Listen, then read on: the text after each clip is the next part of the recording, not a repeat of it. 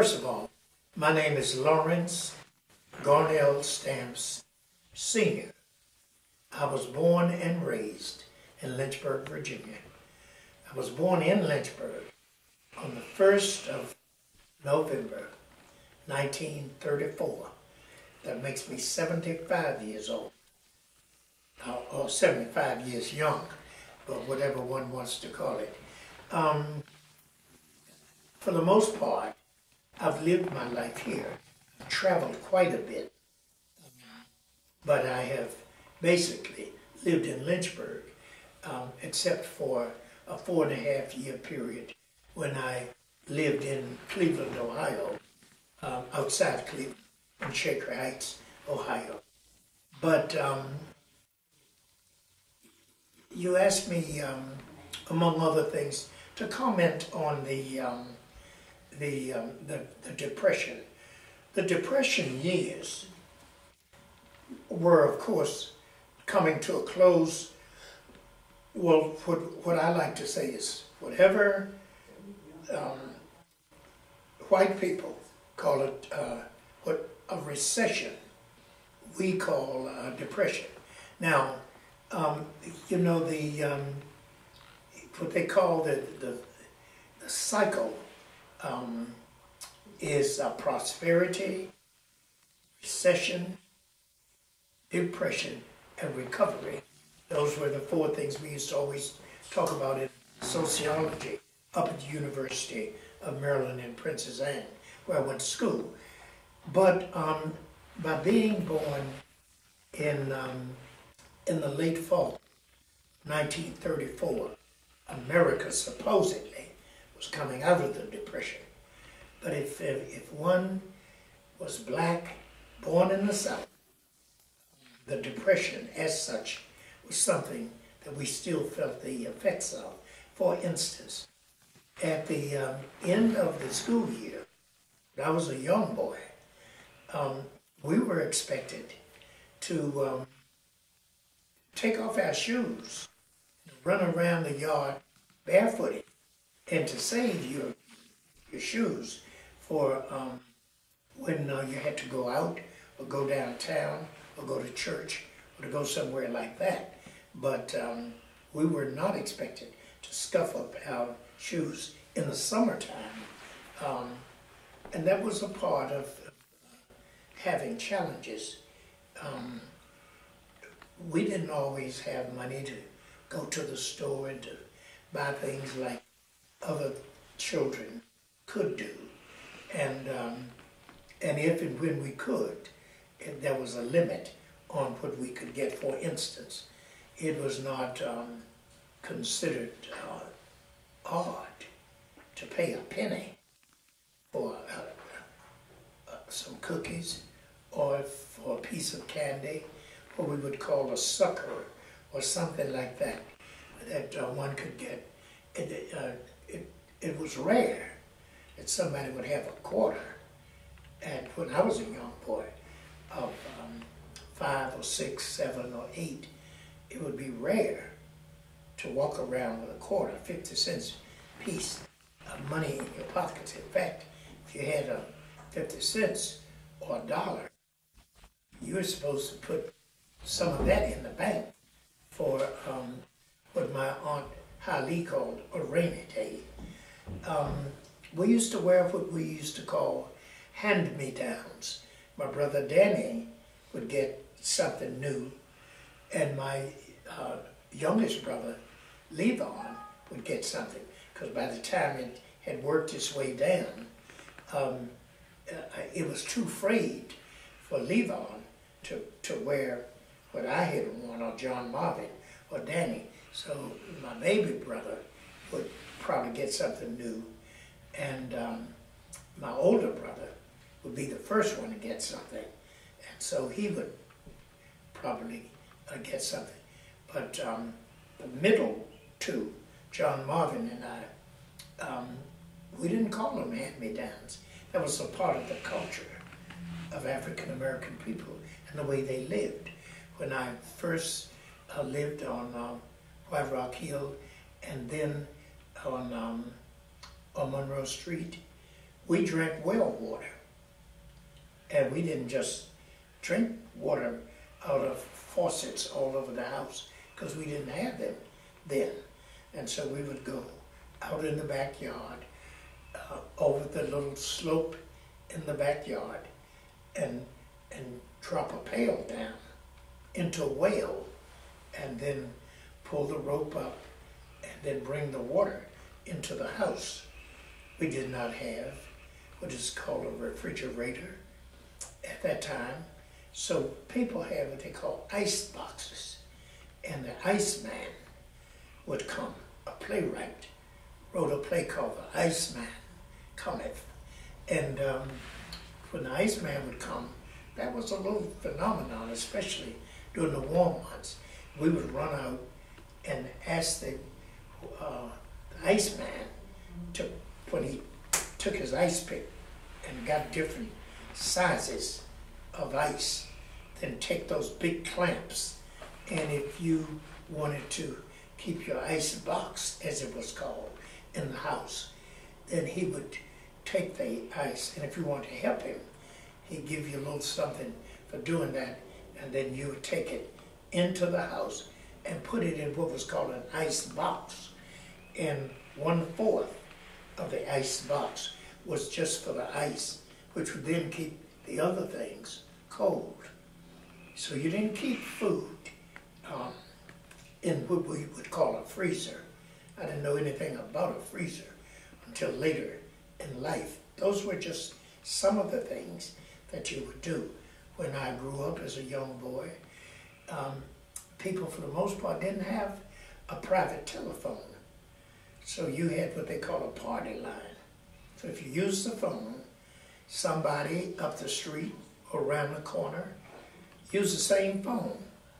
And my sister used to get on, and she had these keen ears. She would say, "Ms. Organ, get off the phone and stop listening to somebody else's call, because you spoke from a party line."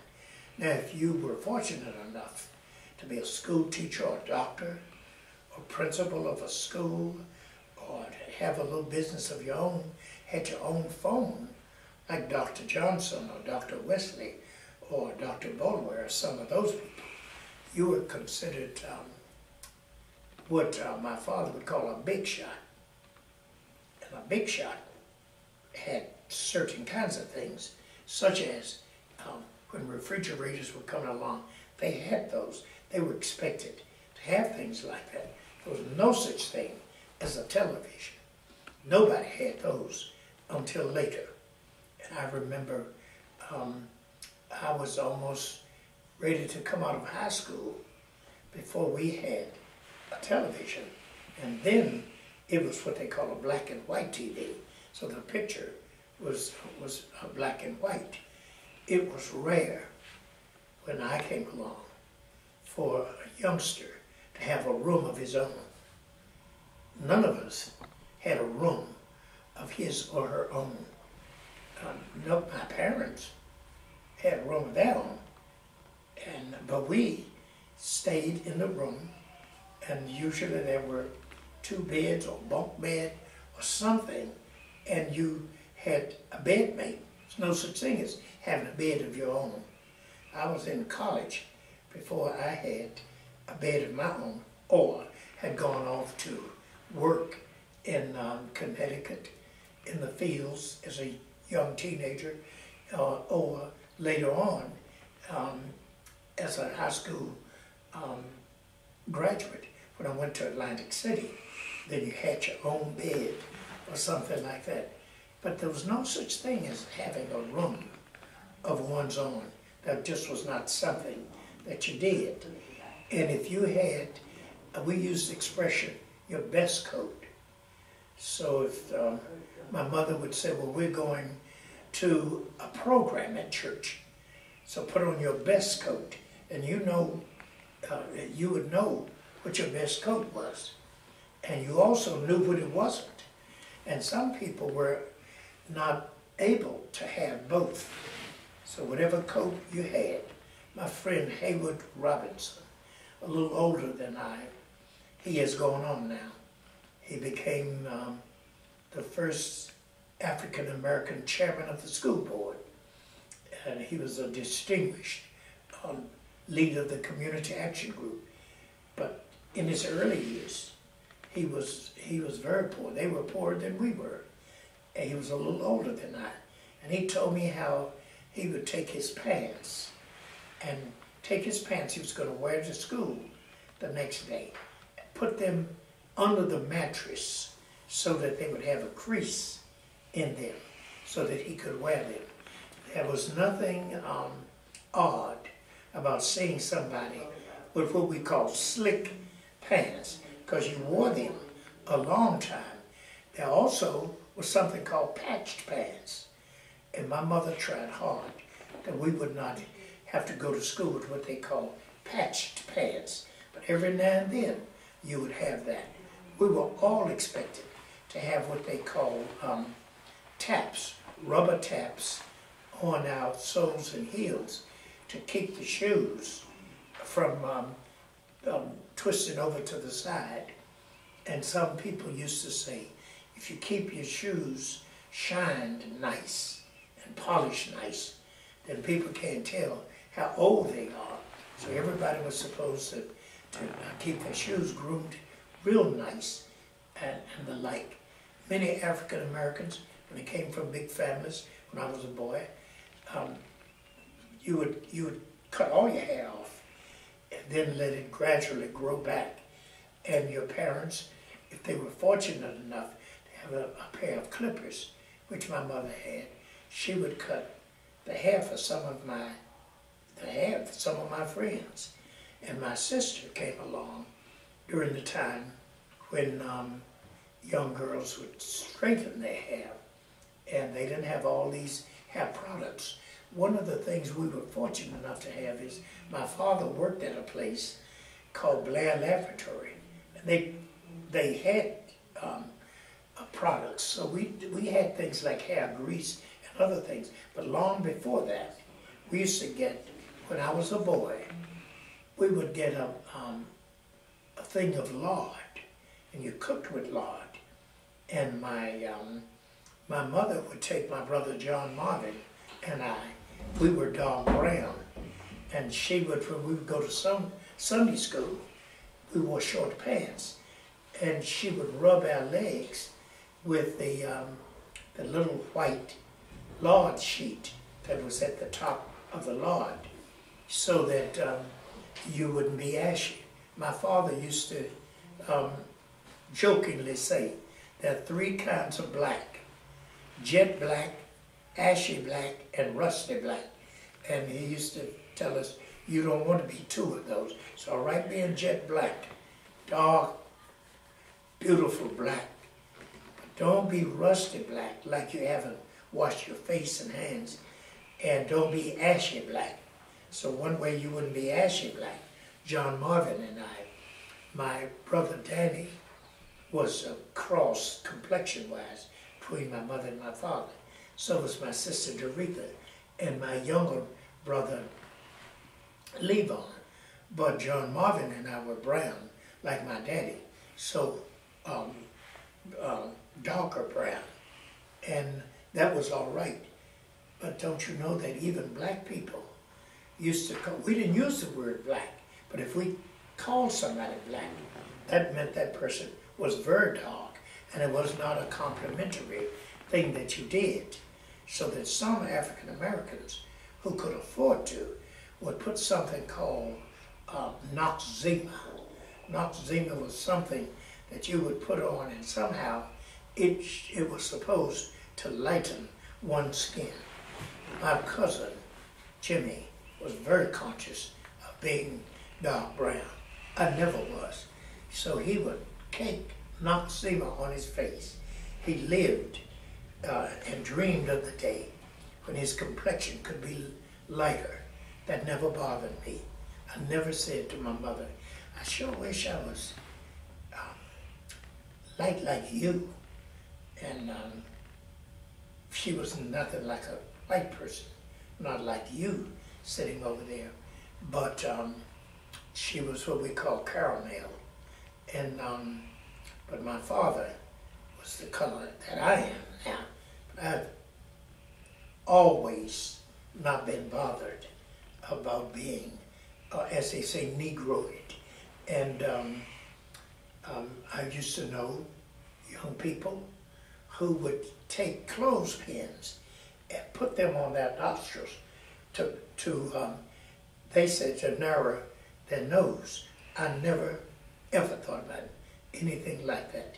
So those things that one would use to the badge of inferiority, I never thought about that.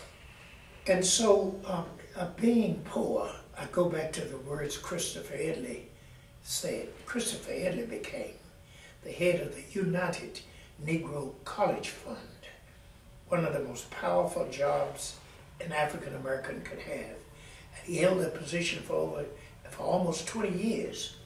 But he used to always say that he never used the word poor. He said because all of us, for the most part, came from the same socioeconomic category. So it didn't matter so much. So when I grew up, the word poor didn't bother me.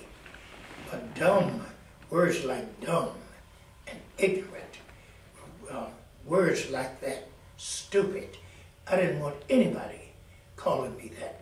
I didn't want anybody saying, because of your socioeconomic status, this is what you expect to be called. Get your ignorant self on out the way. As a boy, I never accepted that.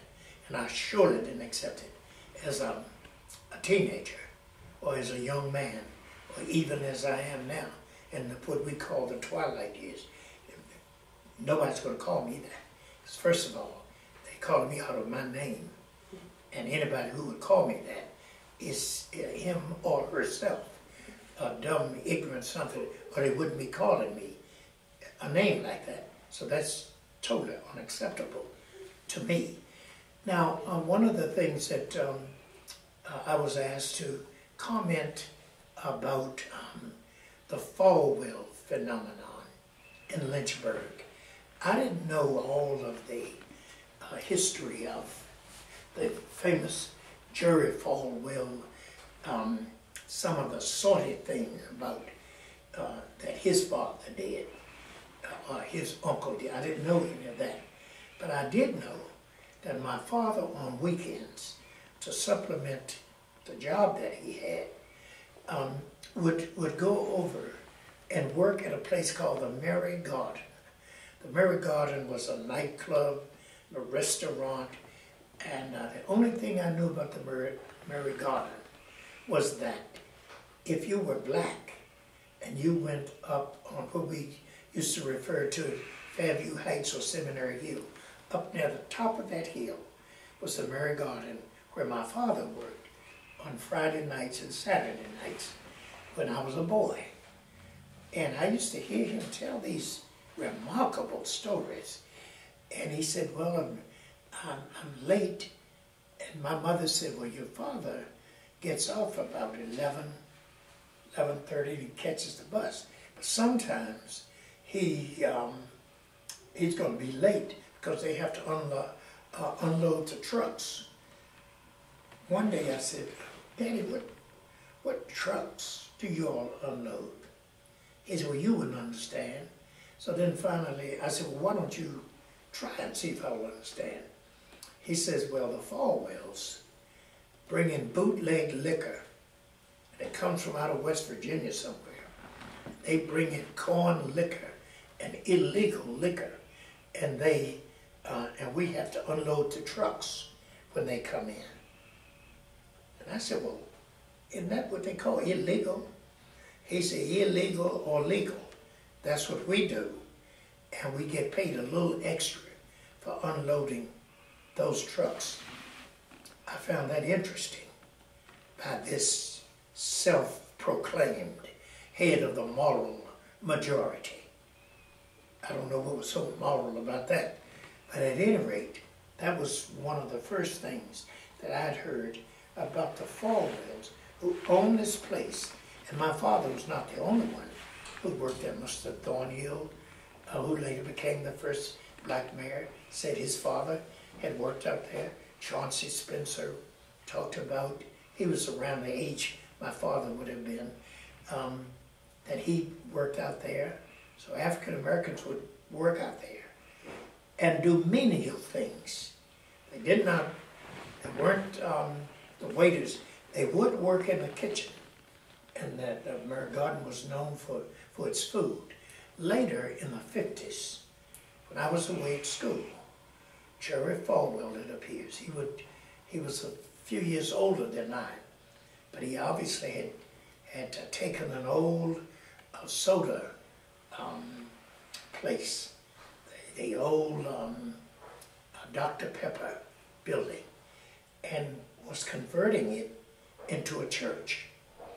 And he had left this church up on Park Avenue and was starting his own church. And all I knew is that they were very conservative. Well, most of the churches were conservative. But it never dawned upon me about why we went to one church, they went to another church. That was just understood. Even though we walked to Court Street Baptist Church, and we walked past some of the most beautiful churches. But the great thing about Court Street was, it was as imposing and as beautiful as any of those other churches. St. Paul's, Holy Cross, the old Methodist Church, Court Street United Methodist Church, First Baptist, great church with a high steeple. And so did Holy Cross have one. But our church steeple was taller than theirs. And so one of my friend's mothers used to say, Edith doesn't love, that's my mother, Edith doesn't love Court Street because it's a great church. She loves Court Street because of that great steeple that towers up in the sky. Later I wrote a poem about it. Court Street stands in all her glory, like a beacon on the hill, far above the great James River, and all of that. It's the poem that I wrote. And Vandergraaf's son did the printing and the publishing of that for me, and and I gave him that, and it still is in a kind of, some of them in souvenir booklet form. But that was, while we were doing that, I paid no attention to what Jerry Falwell was starting, the idea of starting a church in a place like that. When we were going to the church that Felix Burkholder, the great architect, had designed for Court Street. And so some of the same buildings in the historic part of downtown Lynchburg, this same architect had done our church. So I never had an inferiority, a complex about where we were. Later, when I came back from college, they said, you know, that some African American students are planning to go over to worship at Thomas Road Baptist Church. And Jerry Falwell has built this church and everything. And they went over there, and they turned them away. And later I wrote a free verse poem called When Jesus Came to Lynchburg. He walked down Thomas Road, and he heard someone singing and praising and glorifying his name. Jesus, Jesus, how I love him, how I trust him o'er and o'er. Jesus, Jesus, precious Jesus, oh, for grace to love him more. And we used to sing that song. And in this free verse poem I was writing, and the closer the people got, these African Americans, they got to the door, the usher said, I'm sorry, we don't let your people worship in our church. And these young students left.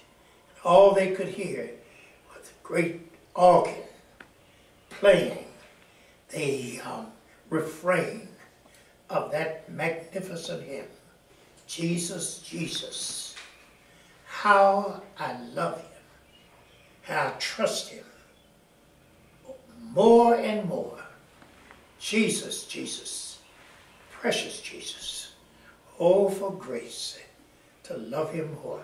That's one thing about the creative artist. If he or she is true to the call of creativity, nothing can stop that kind of truth. So I can write and feel and articulate what I want to do. That's what I wrote in that poem. When Jesus came to Lynchburg, then I wrote further in it, there hung not down his back the hooded insignia of the title he never wanted anyway, the Reverend Doctor, Jesus Christ. And so years later, we were sitting down with Dr. Falwell, and somebody said, well, Doc, where'd you get your degree? He said, oh, I bought mine. And he just scoffed it off and joked about it. Now they have a highway called Dr. Jerry Falwell Highway right down here, not far from the school. And so that was the phenomenon of separation. The second thing that was vivid in my mind is that Hayward Robinson came to my house. By this time he was the pastor of Diamond Hill Church. And he asked me, had I seen a document that was passed on to him by someone in the at the Jewish synagogue. And he said it was something that Jerry Falwell had preached a sermon. And in this sermon, and I read a copy of it, written and preached in 1965. And it used the, out of context, of course, something that the Apostle Paul had written, and in effect saying that ministers should not participate in politics. And Martin Luther King Jr. was doing a great disservice, because what he should be doing is saving souls for Christ and not going out trying to effectuate social change. I thought that that was the, as Judy Goldberg said, an all-time high in lows. The audacity to sit down and at the same time say, I don't have one African American doing anything at the church, sitting on any advisory board of this church, worshiping in any kind of significant, visible, observable way. And so there wasn't anything that I necessarily saw in that. I can say though, and maybe this came about when Falwell's mortality confronted him. He was a huge man, and I think that when he went to the Cleveland Clinic and found out that his health would probably dictate to him the fact that his days and months and years were numbered, he did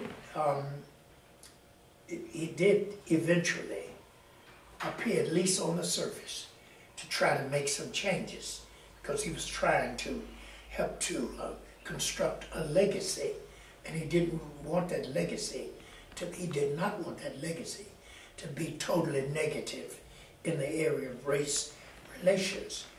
And I remember once when Reverend Al Sharpton had come to town, and he said to my minister, Dr. James Coleman, I want you to set up a meeting with Jerry Falwell. I want you to go to that meeting with you, and I want you, this is Sharpton, I want you to bring your friend Stamps, because I want Falwell to do something for me. And so he sent the message. And so they had the meeting, and I refused to go into the meeting. and then a worker at the what was called the Hilton. It's called the Kirkland now, but this worker said, I don't think your minister ought to be in there by himself. Falwell is too shrewd, and Sharpton, of course, is can handle himself, but I think maybe you ought to go in there with him. So I later went into the meeting, and so Sharpton said, I want you to set up a meeting. He said to Jerry Falwell, Sr., I want you to set up a meeting with George W. Bush, Bush II, and because I want to discuss this terrible thing of racial profiling on the roads of African American men and women driving nice cars and being stopped just because they're black on major highways and thoroughfares. Falwell said to him, and I was there when he said it, Falwell said, well, I'll do that for you if you do something for me. He said, I was in San Francisco, and some people in the gay community found out that I was there, and they were full of hate, vitriol, and I literally felt for my life. They were going to demonstrate against me and confront me, and they were out there calling me names. And he said, but I understand that Martin Luther King III, who's a good friend of yours, this is Falwell saying this to Sharpton in my presence and Dr. James Coleman's presence. And he said, and Moses Stewart, who was a good friend of Al Sharpton, and whose son had been killed in Bensonhurst, up in New York, for being in the wrong place at the wrong time. And so he said, if you talk to Martin King III, tell him not to lend his name to supporting causes for these people who claim that they're progressive, but they're really obstructionists and they're racist of the worst kind and so forth. So Sharpton said, well, I don't believe what you're saying about all those people, and they are just reacting to the negative image that you give. But I do think it's wrong to threaten the safety of anybody. And I will speak to King III about that. And so Falwell said, well, good. And to prove that I'm serious about what I said, I'm going to call the governor. So he told his, he called and told his Governor Gilmore at the time, put the governor on the phone. This is Jerry Falwell. So the woman said, well, the governor's gone for the day. He said, well, you're embarrassing me because I know he hasn't gone anywhere. And I have these distinguished gentlemen in my office, they're African Americans, and it's something I want the governor to do. And it has to do with this thing called racial profiling. And of course, I just prove of that. And you put the governor on. She said, no, seriously, he's gone. And he said, well, I need to do something. So then he called the Speaker of the House at that time, was Vance Wilkins from Nelson County. So Vance Wilkins arranged to see Sharpton and Coleman and Reverend Harris and myself, and later did that. And Falwell later met with Virgil Wood and Edward Barksdale Sr. And so maybe toward the end of his life, he had made a directional turn of some kind of tolerance. But he still, even then, his idea of inviting reputable spokespersons who represented the main line in America was Clarence Thomas and George Wallace and the Senator Helms from North Carolina and Newt Gingrich, people of that ilk, I would call them, who have done nothing on the face of the earth to talk about liberty and equality and justice, nothing but be people who would divert attention from the real cause. And each time they would bring somebody. I don't count President George Bush the first. I don't put him in that category, even though it was he who put Clarence Thomas on the Supreme Court. And it was he who brought up the figure, the man, Willie Horton, when he was running for president, and all but destroyed Michael Dukakis.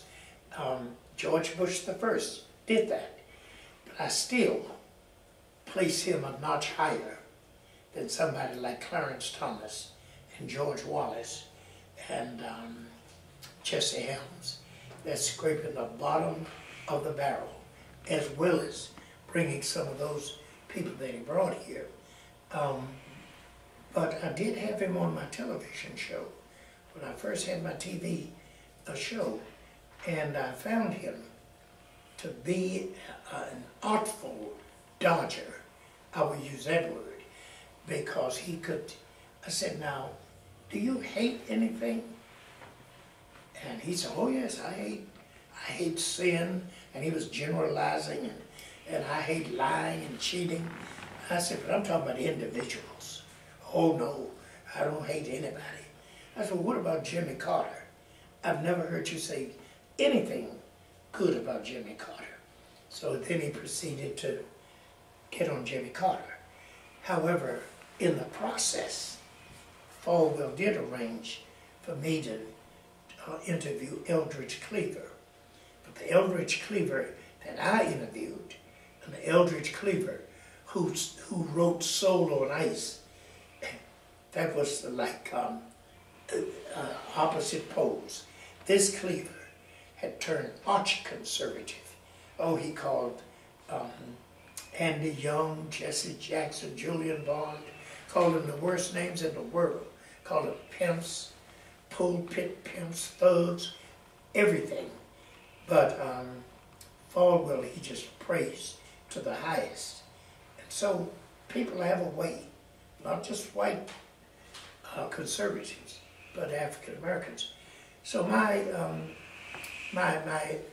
observing of Jerry Falwell, it depends upon when I saw him do the things that he did. I cannot say that he did. He's had no trouble finding black athletes to come and help build up his sports program. And he's had no trouble at all doing that. And he has not had any trouble finding extremely articulate African-American young men and women to go out and publicize and encourage the conservative political agenda. But there is no tolerance. Since when he was there, and since he's gone, and his two sons have taken over, no tolerance at all for an opinion that varies from or even confronts the opinion that they promote. They don't see anything wrong with saying these are the sons of Falwell, who were very close to him. When we went out there with Shelton, Jerry Jr. sat in the room. He didn't say anything hardly, but he sat there, obviously, later to be a major advisor to his father. But they sit out there and they tell the students and the public, the nation and its media, that their students live there. All you have to do is go up the highway out here, up 460, and look over in the parking lots now that school is up. Those students won't be here until after Labor Day. They do not live here. They go to school here. And so to say that they're domiciled here is, in my way of thinking, a clear-cut lie. And those students vote the way they're told to vote, and they could literally change the political landscape if they're allowed to do that. But Eric Holder is America's Attorney General. And at least for the next 2.5 years, we will have somebody taking a close look at that situation. That's about what I can say right now about him. I have to get home pretty shortly because I've got something I've got to take care of. Okay. But I was wondering if you have time to just talk a little about Dr. King. Dr. King? Yes. What do you think? If I talk about Dr. King, I'd be here in the morning. Let me just say this. Okay. In my opinion, Martin Luther King Jr. is the greatest American freedom fighter ever. That's including all of the so-called founding fathers. One thing about George Washington, and I don't try to diminish what he did for America, or Benjamin Franklin, or Thomas Jefferson, or James Madison, or any of those great Americans, and they were great. But there is a degree of hypocrisy that went with Washington and Jefferson, especially. Jefferson far more articulate than George Washington could ever be.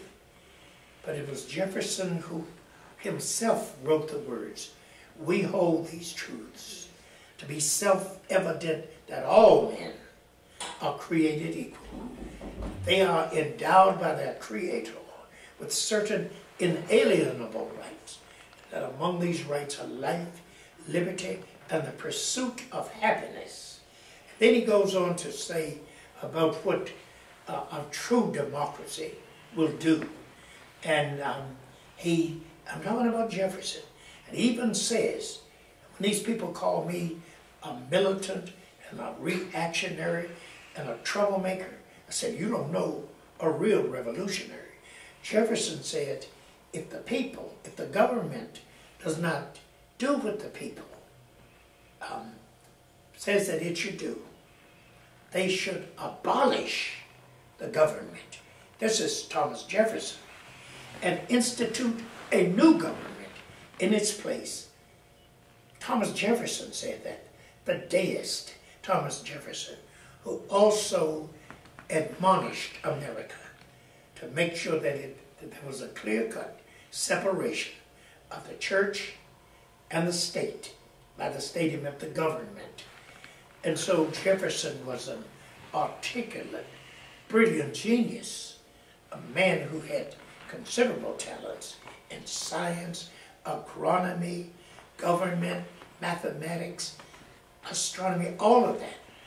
But nevertheless, he fathered, by one African-American woman, at least 4 of her children, Sally Hemings.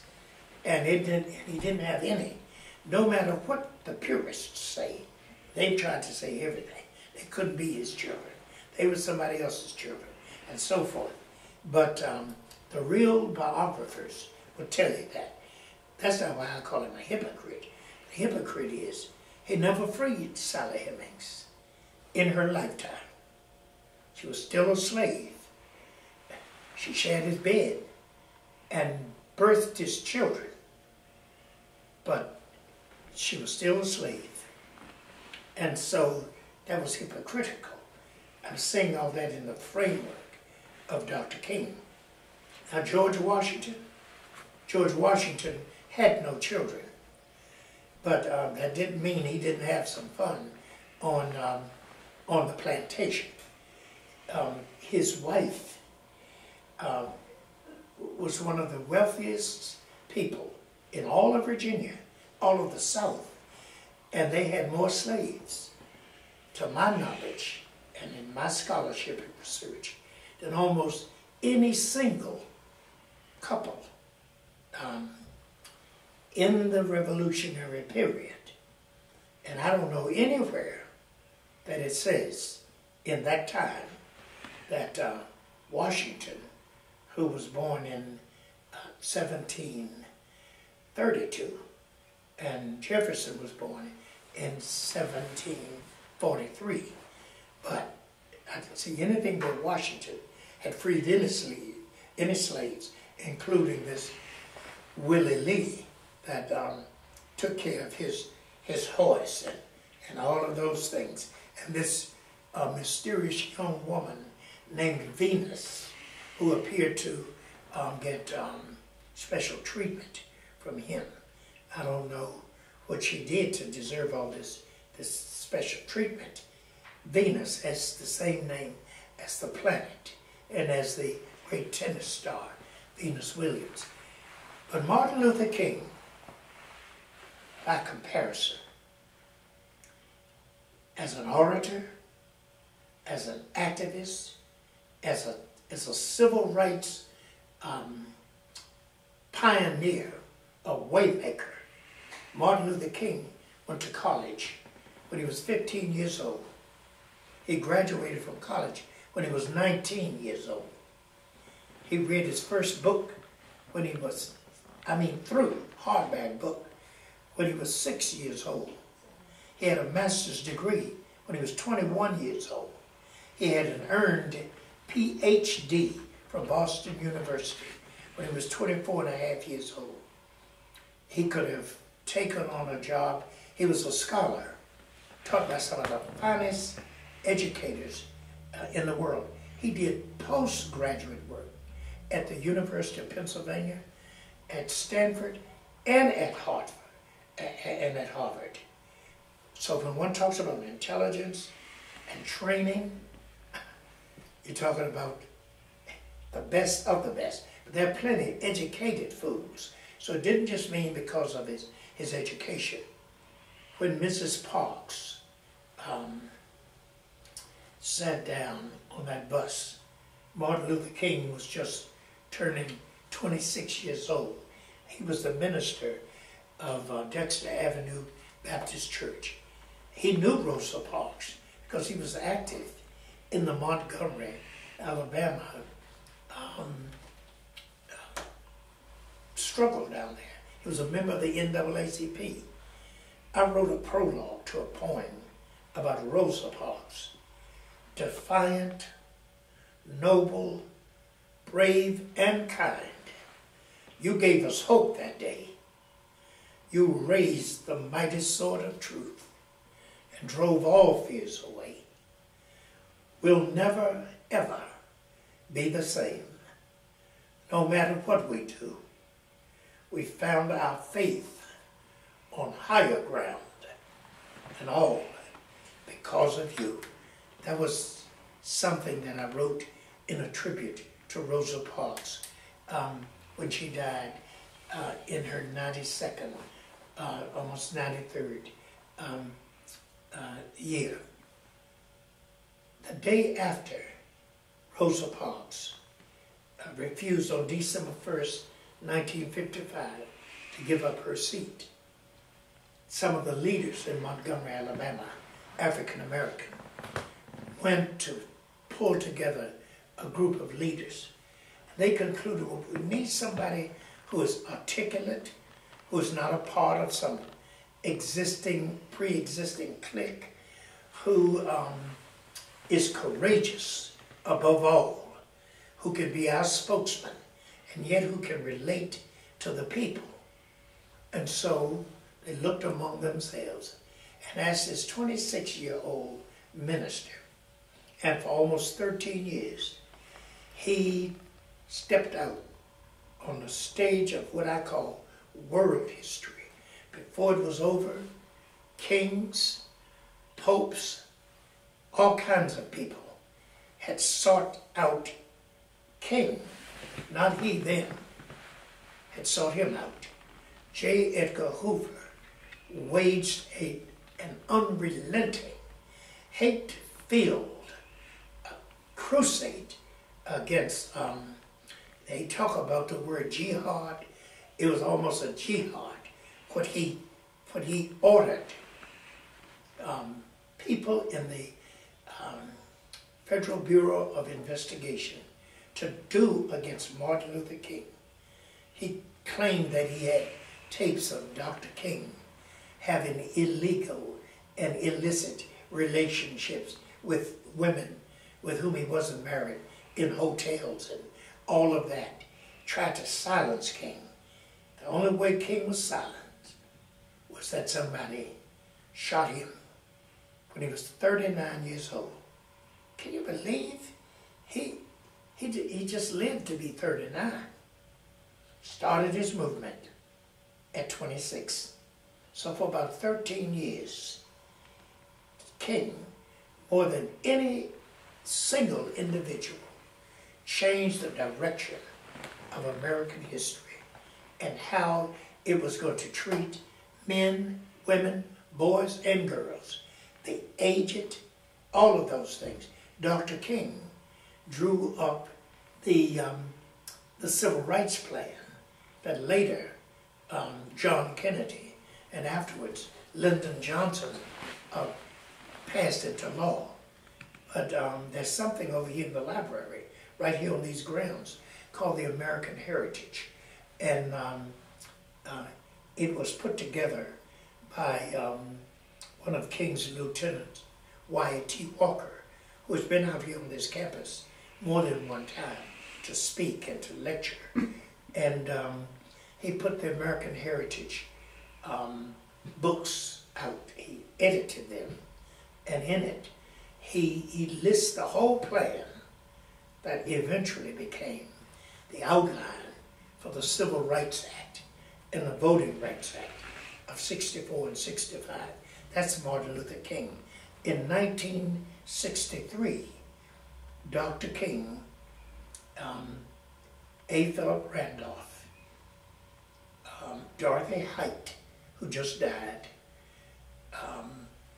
Andy Young, Wyatt Walker, Walter Fauntleroy, Dorothy Cotton, some of those, Bayard Rustin, they put together the so-called March on Washington.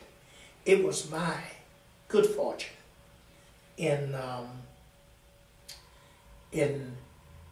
on May the 24th, we're coming close to that date, just days away, May the 24th, 1959, I was the president of the student government at Maryland State College. It's now called the University of Maryland Eastern Shore. And prior to that, they called a meeting at the school, the president, and they invited me as president of student government to come to that meeting. So they said, now we're getting ready to pick the commencement speaker. And I had been so impressed with some of the speakers who had come there. I saw Jackie Robinson at Maryland. I saw Adam Clayton Powell. I saw Eleanor Roosevelt. I saw A. Philip Randolph. I saw Julian Barnes' father, Horace Mann Bond. I saw Julius Thomas. I saw Duke Ellington. Saw these people right there. Lionel Hampton, Ethel Waters. I'm married. My first wife was a Waters. A relative of the great Ethel Waters, one of the first preeminent African-American singers, movie stars. It's in my children's blood. So my daughter, who is an entertainer, a teacher of drama and music and voice, all of those things down in North Carolina, in Greensboro. She's been to Chicago with Ossie Davis's son and Ruby Dee, and those people. She's performed with Maya Angelou's group in the piece before Bill Clinton became president, Still I Rise. That bit, that's in her blood. She was there as a little child, 3 years old or so, when Martin Luther King spoke at my graduation. And so prior to the graduation, Dr. Singletary, the dean of the college, he said, well, Stamps, I got ready to get up. He said, where are you going? I said, well, you all getting ready to do that. He said, no, you have a vote. You can vote. You can nominate. And he said, because you represent the student body as its president. So Dr. W. Tyson Nelson, the college minister, said, I move that we invite Martin Luther King Jr. To be our speaker. And somebody seconded the motion, and the president, John Taylor Williams, said, he was a great big man, he said, all in favor, raise your hand. And everybody in the room, including Lawrence Garnell Stamps Jr., voted. That day of graduation was a Sunday, and my mother and my father rented a Cadillac that belonged to a man, and they were driven up there. My sister Teresa, my brother Levon, my father, my mother, and Levon's wife Marie, and this fella who was driving the car.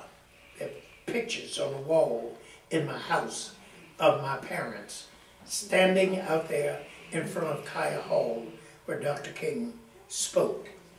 And Dr. King spoke on the topic, remaining awake through a great revolution, spellbound the people, quoted Shakespeare and Milton and David Thoreau and Emerson and Jesus and Thomas Carlyle and James Russell Lowell, and he was just speaking and saying all those things about it.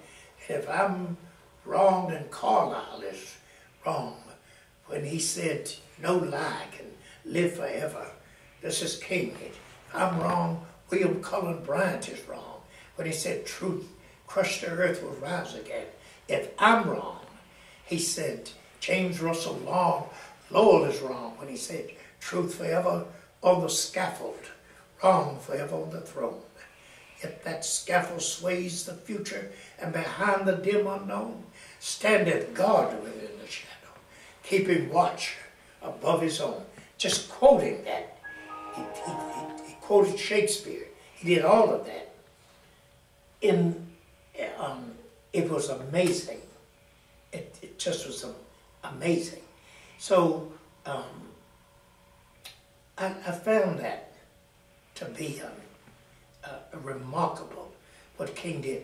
I was so proud that my father and mother were there, but I was most proud of something my father said when the president introduced Dr. King as a speaker, commencement speaker.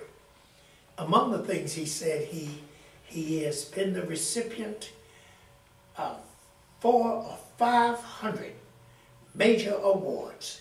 My father said later, before he left to go back, if one man got 400 or 500 awards, then that means a whole lot of other people weren't doing anything.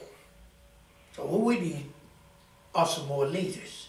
My father, who had to drop out of school in the 7th grade to literally help to take care of his siblings, right down in Chatham, Virginia, outside of Danville, to make a deep philosophical statement. A grassroots man who had never done anything but work all his life, never spent one day in a hotel or motel that was integrated, never ate a meal, not even a lunch in a restaurant anywhere in Lynchburg, Virginia, or anywhere near there. When my parents came up the road, even in that Cadillac, they had to stop on the road, use the lavatory and weeds and bushes and things so that they could drive and get there on the eastern shore at a time the night before that we graduated. All of those indignities, and a man like King talked about, in spite of all that hatred and vilification, you must still love these people. He said that in his speech. Love, and he quoted Jesus, love your enemies. Do good to those who despitefully use you. I mean, see, this is King talking about the essence of nonviolent love. Then he explained that it was not a romantic, idealistic love. It was a love for mankind. And he said, and in the end, you will win them over, the very people who hate you. And that kind of talk had an effect on me that will never change. That's why I said earlier, that was the root and heart of Martin Luther King. I saw him with Rosa Parks, saw this young man. She was young herself. She was just 42 years old when he spoke at the March on Washington. I went to the march. I was a school teacher here in Lynchburg. And the school teachers were in school then. This is the 28th of August, 1963. And, but the children hadn't come. They didn't come till the day after Labor Day. So we had work days. I said, I'm gonna get on the bus, I'm going up there to see him. And then when he did I Have a Dream, and he quoted Lincoln, and he quoted Jefferson, and he talked about what you should do. And then he said, go back to Alabama, go back to Mississippi, go back to Georgia. And he said some people even have to go to jail. Powerful speaker. Then he says, and that will be the day when all of God's children, black men and white men, Jews and Gentiles, Protestants and Catholics, will join hands and sing the words of that old Negro spiritual. Free at last, thank God Almighty, we're free at last. The fact that the money and the political power and all of those things were in the hands of the people in what we call the technostructure, the people who literally ran businesses and ran government and made major decisions on corporate boards and in lending institutions and things like that. So it was not an easy thing to happen. But what did happen was that many years ago, an old man, he wasn't old then, Vernon Napoleon Johns, had come to this very area here. He had come as a student, and then he had returned as an instructor, later as a dean, finally as the president of the old Virginia Theological Seminary here.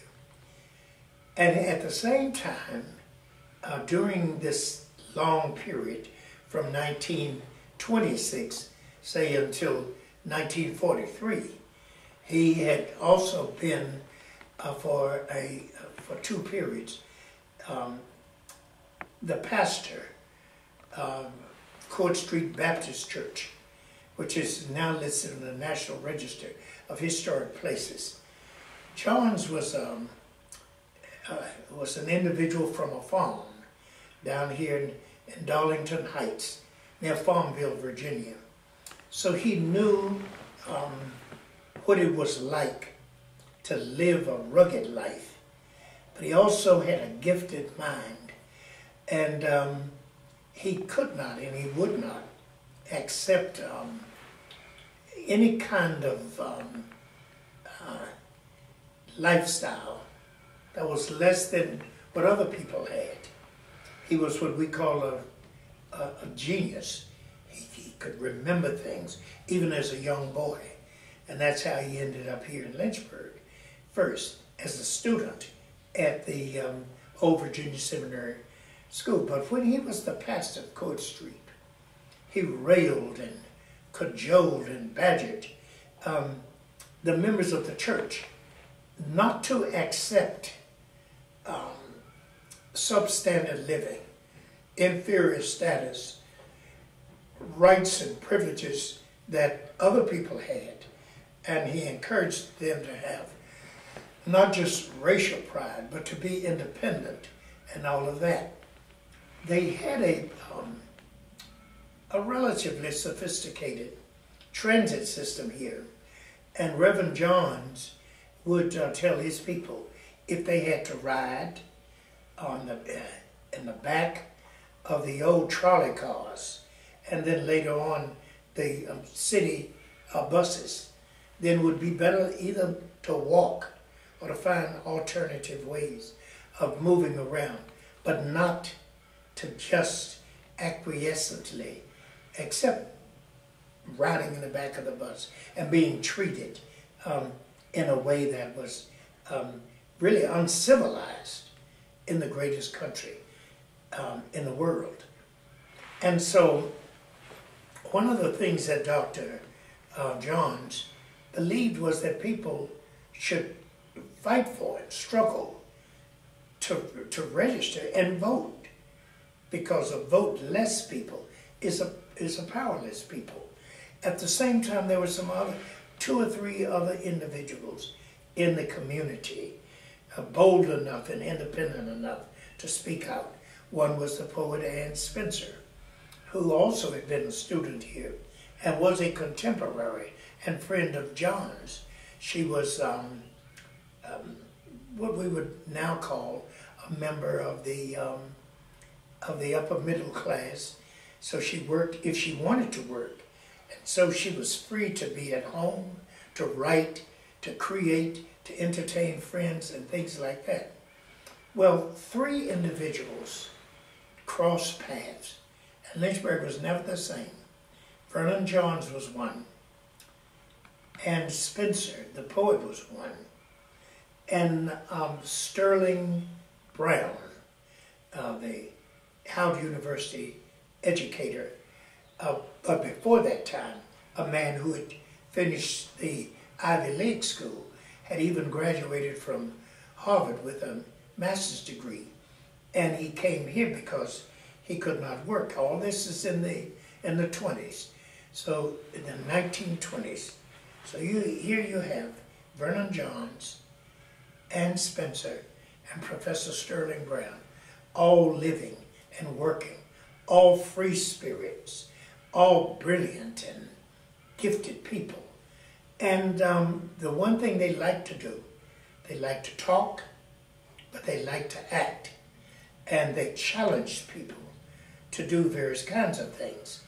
And so they kind of started a community dialogue. It did not mean that people rushed to go and do these things, but gradually some things happened. In the 1940s, Johns left. He was fired from Court Street Baptist Church because he was outspoken and because many white people resented his abrasive and forward, uncompromising way to do things. All that by the way of background. And then there were some other people. CWC came to town as the first black principal of Dunbar Senior High School. Anne Spencer, the young gifted poet and former student at the Virginia Seminary, went to Dunbar to become the first black librarian in the Lynchburg city schools in secondary education, and that was at Dunbar. She was paid $75 a month when she started in 1923. In 1946, when she retired, she was still receiving the same amount of money, which didn't bother her since her husband was a Renaissance man of a sort. All that by the way of background. Then here comes CWC to town as a teacher and as a coach. And then later on, 2 businessmen, Fred Harris and George Harris, they wanted to start a bank. And some people questioned where they got their money and those kinds of things. But they opened a nightclub and they did one or two other things. Well, at any rate, they accumulated some money, and they got into real estate, and they opened a funeral home. And so money was coming in. As I said, they ran a nightclub of the old Sportsman Club. And so that started a kind of life up on what we call Fifth Street. So the black community was bustling, and people did not have great jobs, but Lynchburg was a tobacco and a manufacturing town. And so all of that, and then there was this talk in living rooms and barber shops and street corners and everything about the right to do some things, and the privilege and the right of the individual to speak for himself. Now, so in the early 1940s, the Lynchburg Voters League took a bold step, and they no longer concealed the fact that they wanted African Americans to exercise the right to vote. And they had fought a valiant battle against what we used to call the poll tax. And that's the P-O-L-L, that in order to vote, one had to pay a poll tax. African Americans strapped for money. They were called colored people then, Negroes. They didn't have extra money to do things like that. Not only did you have to take a poll tax, you have to pay a poll tax, but then there were these kinds of things like recite the first 10 amendments to the Constitution. White folk could not do that, the average white person. But then they would ask those kinds of things. Name the last 10 presidents and the last 10 or 15 vice presidents of the United States. Things that would be difficult to do. That was to discourage African Americans from voting. And that was a relatively large African American population around here, because they did some of these jobs at the entry level, especially janitors, laborers working in shoe factories, in the steel foundries and the mills and things like that. And along with all that, of course, was the World War II. And there were African Americans leaving here, leaving the Lynchburg area and other places, to go to foreign lands and fight to defend this country, fight for rights that African Americans didn't even have. And so some of these personalities I have named, and many other people at the grassroots who learned about dignity and self-respect and all of those things, there was this restlessness that went on. Now, at the national scene, up in New York especially, and Washington, D.C., and some of these places, they had what they called the Harlem Renaissance, and poets and scholars and painters and entertainers were bursting on the scene. People with considerable gifts and talents. And so that started. Well, the black church was at the same time beginning a life of its own. The white people who ran the city did not oppose to African Americans worshiping. In fact, they thought that was nice. They had no idea that in these churches, people were talking about voting and other things. Preachers were preaching sermons. Render unto Caesar the things that are Caesar's, but render unto God the things that are his. And if man is made in the image of God, people like Vernon Johns and others were preaching like that, then God would expect black people to be equal to other people, especially if they had to struggle and fight and defend the country. All that is a kind of broad background for some of the things that later took place.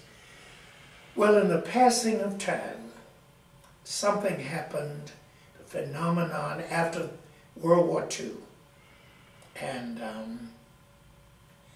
certain people, A. Philip Randolph, and Jackie Robinson, and James Weldon Johnson, and Langston Hughes, and W.B. Du Bois, and some of these, Maggie Walker, and some of these outstanding Americans, Mary McLeod Bethune, all of these people.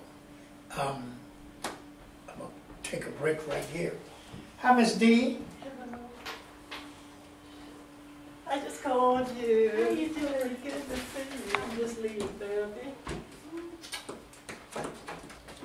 Oh, I thought I heard a car running. Did you ever, supposed to be coming. did you ever find her? She was talking, D, that's why I didn't jump up and kiss you. Hi. That's Angel. Hi. That's Angel. And this is Hi, how are you? Dave, you're supposed to be sitting in one of these chairs we're interviewing and stuff. Would you like some coffee? Oh, no, thank Well, I'd sure like that coffee you gave me. You want some more? Yeah. Yo, I would love some more. Okay. Hi, sweetie. And so against that background I remember being a young boy here, and how you would go down on Main Street, and you would see people, black people, walking up and down, going into stores. And yet there were stores downtown that you could buy things from. But if they served people food, black people and white people could not sit in the restaurants. They couldn't even sit at the lunch counters, side by side. And those things made a jarring, negative impression on me. And so as a young boy, I protested that. I even remembered when my parents, my mother took us on for a bus ride on Saturdays. And I was a young boy, had just learned to read. And I looked up, and there was a sign in the front of the bus over the head of the bus driver, who was always a white male, always in those days. And I looked up, and the sign said, "Whites to the front, colored to the back, or colored to the rear." It was a sad thing. My siblings would get on that. I don't remember them saying anything about that. But I asked my mother, "Ma Edith, why does that sign say blacks to the rear?" No, it didn't say black, it said colored. And so she said, "Well, now don't talk loud, and your mother will explain that." And my mother had been a teacher in the county for a while. She had had some college training, but she was not a college graduate. But she was educated enough to be a school teacher. And so she had a license to teach school out in the counties. One of the places she taught was a place called Pamplin, Virginia, which is halfway the distance between Lynchburg and Farmville. And so she knew Vernon Johns. In fact, he was the minister of the church. And so when I went, I saw this man who did not need to read his sermons, who could quote long passages from the Bible, And quote, later I found Shakespeare and John Milton and Paul Laurence Dunbar and all of those things. And I was very impressed with someone like that.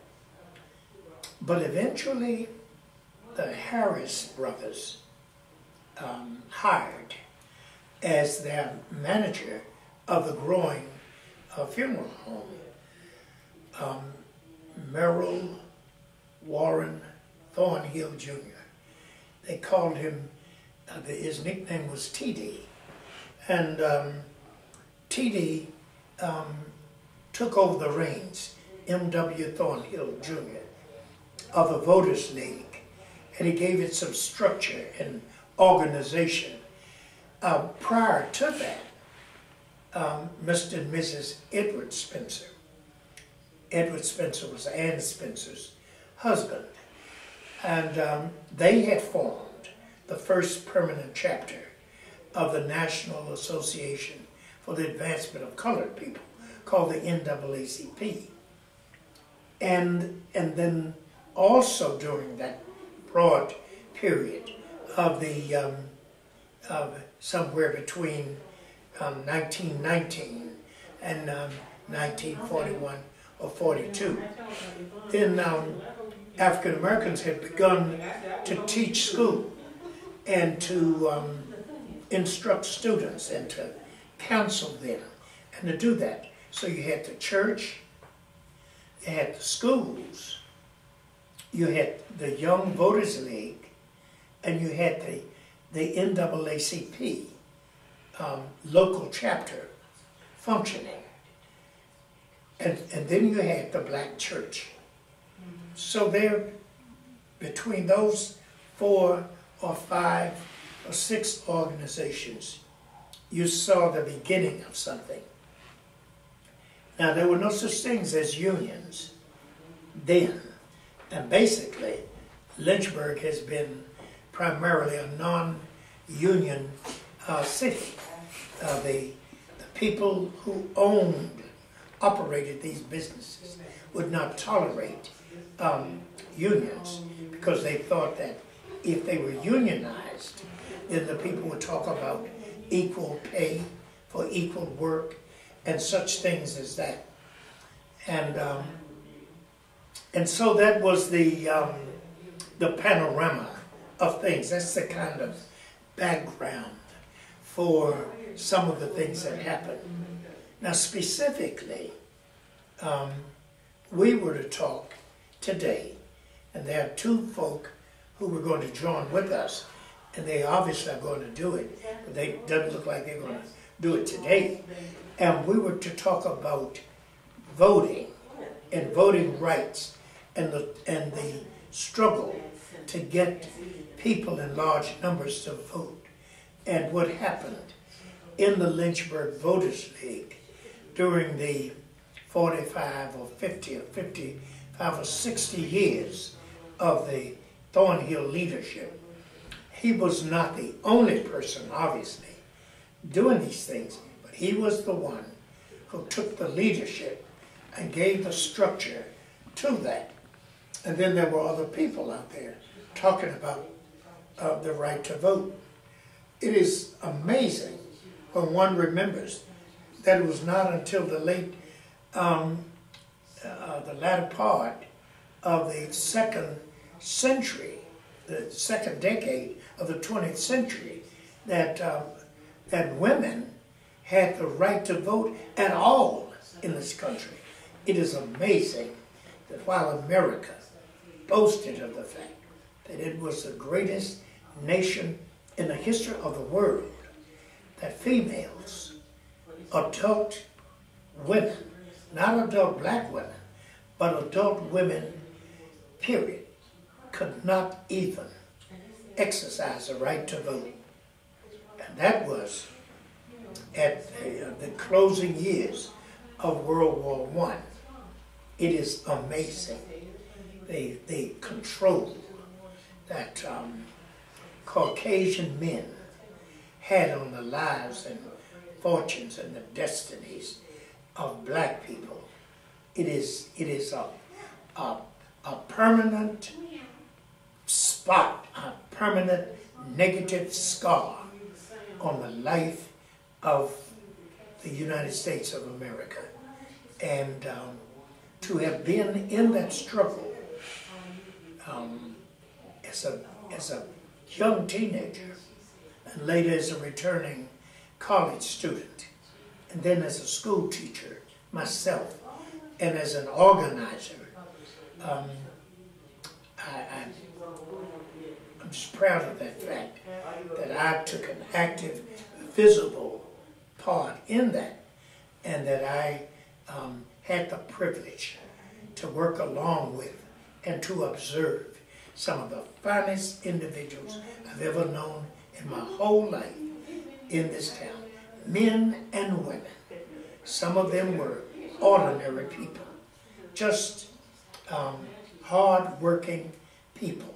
Some did not work, so-called, outside of the home, and they were housewives and things of that nature. So it's been an amazing journey, and I said some of that as a kind of background. One of the things that was noteworthy was that Lynchburg was one of the first cities in the middle Atlantic states. I'm talking about Maryland and the District of Columbia, which wasn't a state, but which was the nation's capital, Virginia, North Carolina, and parts of South Carolina, that in Lynchburg they had paved roads, even in the African American community, with sidewalks. And that was not always the case in some cities. So Lynchburg was an attractive city, and it was an active city, and in many ways progressive. In many other ways it was not progressive at all, and it lagged behind some other places. I'll pause right here for a minute. I have a question. Huh? I have a question. Yes. Could you talk a little about the white community here in Lynchburg? Yes. The white community, as I observed it, I lived, I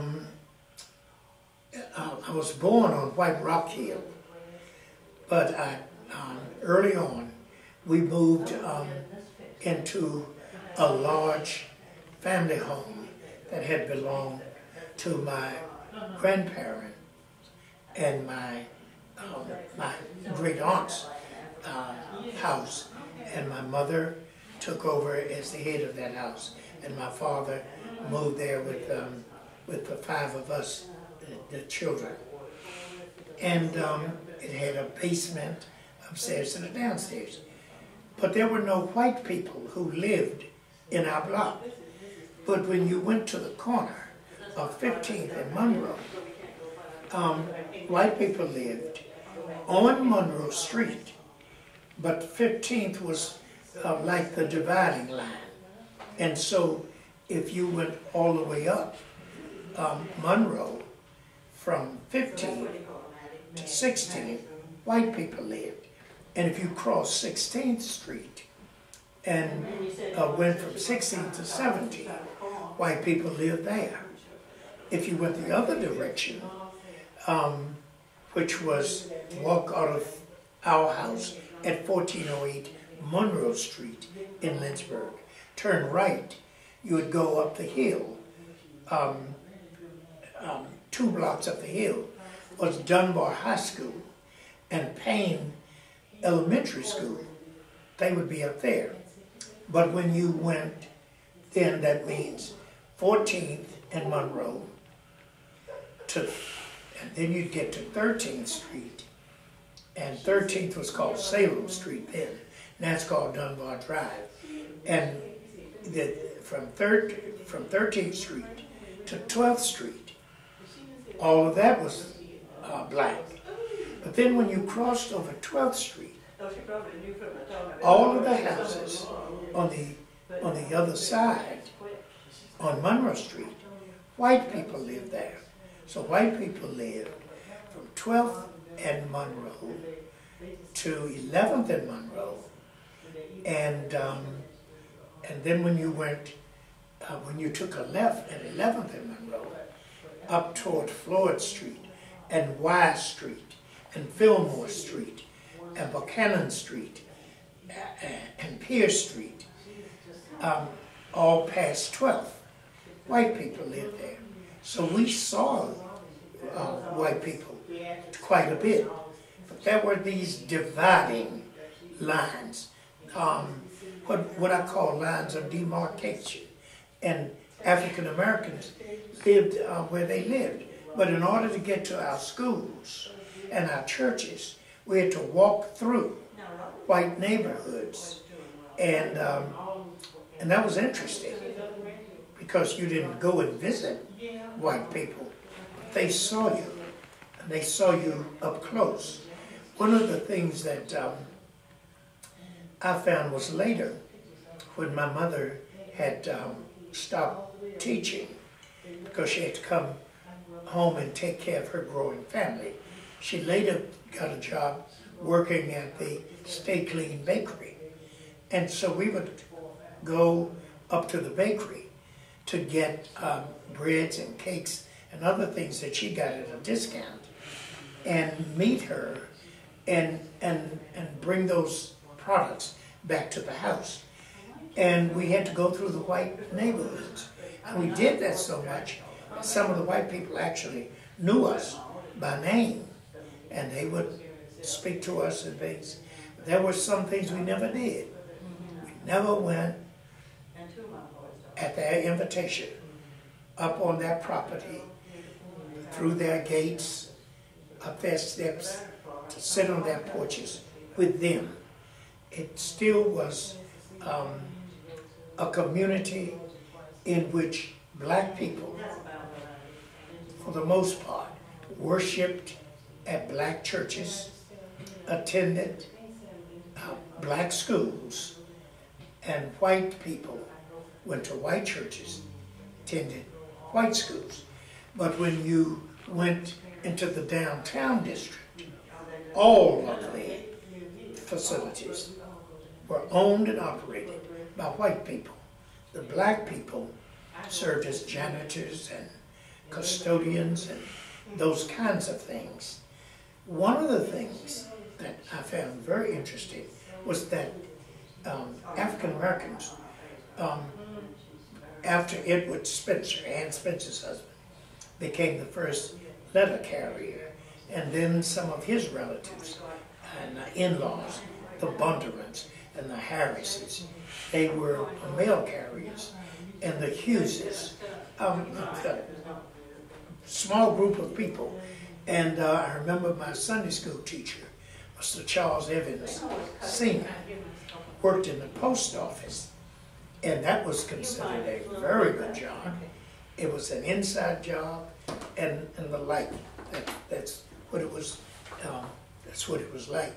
So it was very interesting.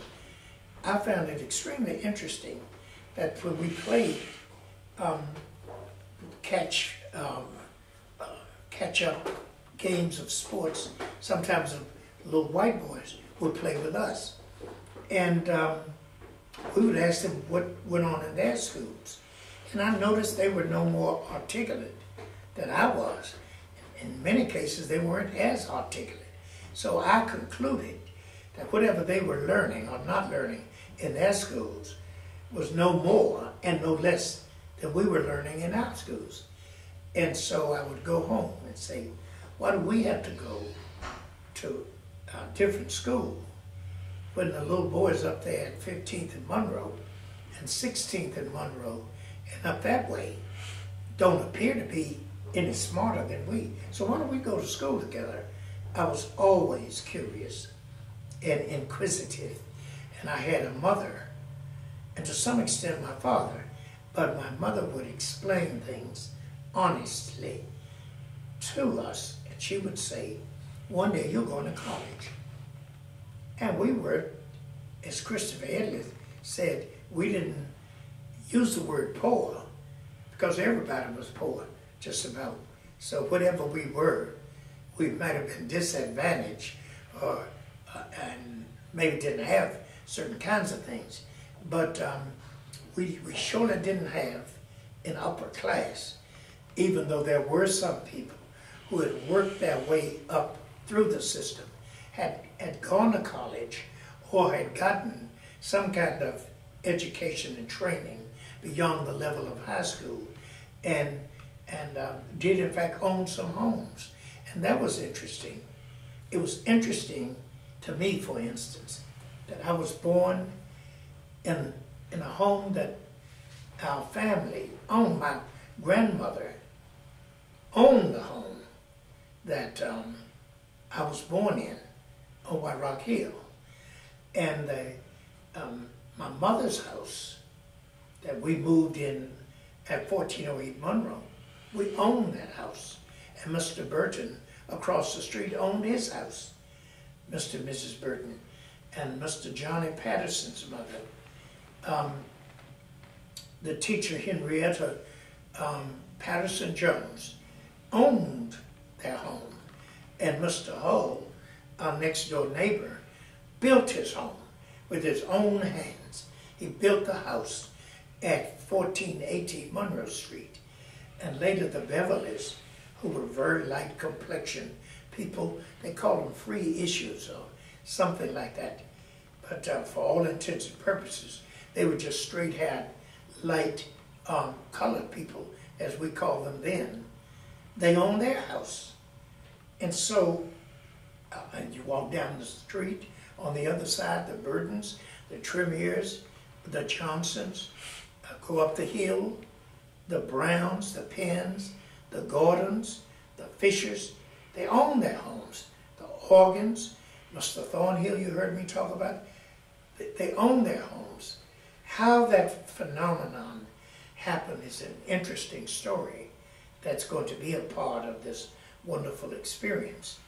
How did black people, not necessarily trained, educated, and skilled in a society that discriminated in many ways against African Americans and women, how did these people end up owning property in well-kept neighborhoods? That was very interesting. One thing was the work ethic.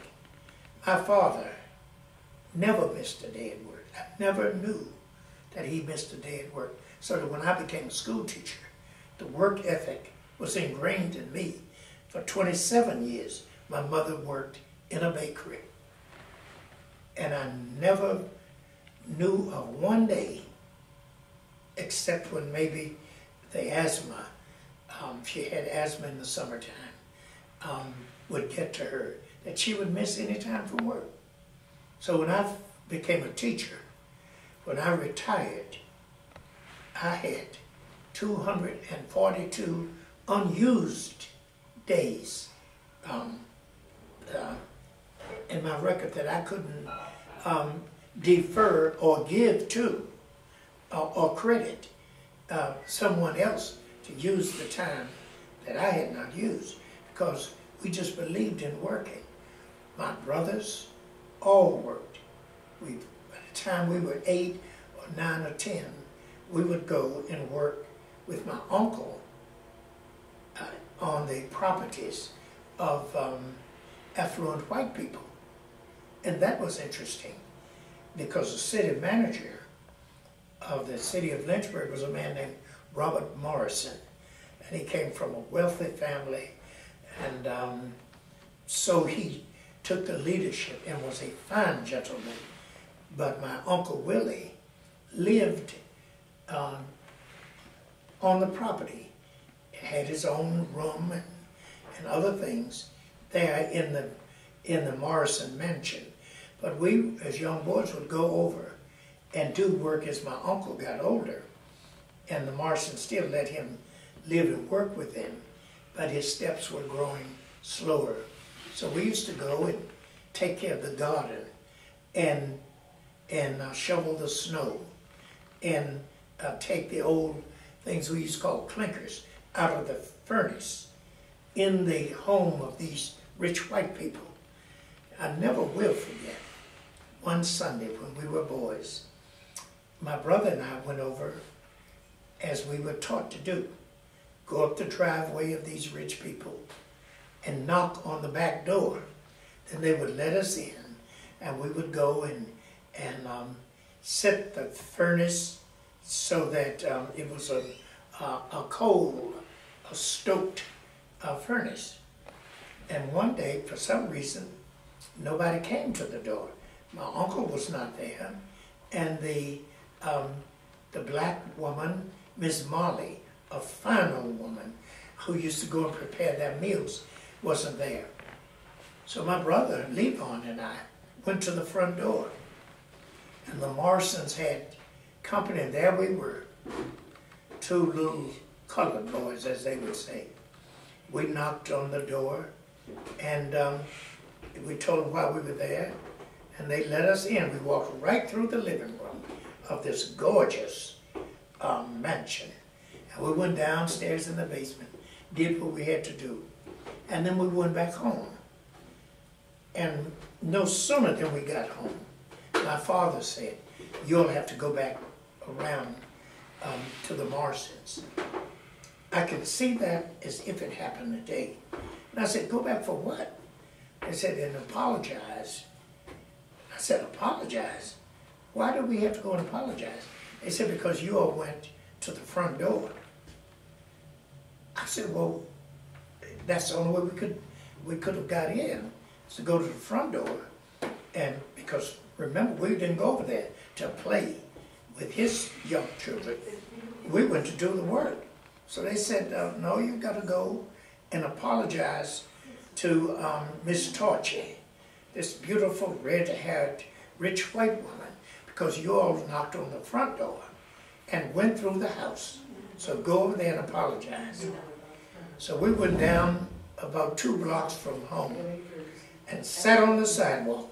I will always remember that, and refused to go.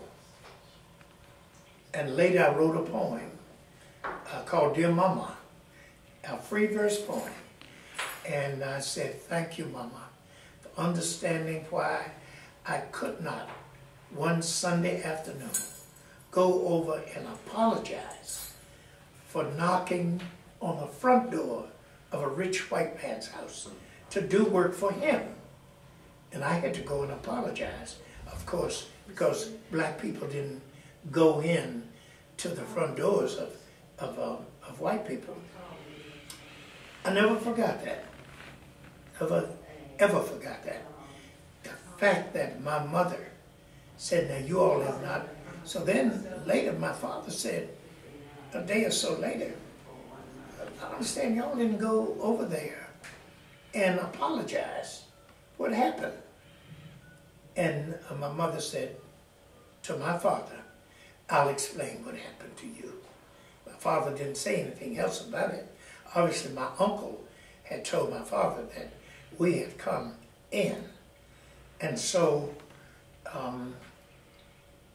that just was something. Now my aunt, who was older, of course, than my mother and my father, my aunt used to send us to a white woman's house up on Grace Street.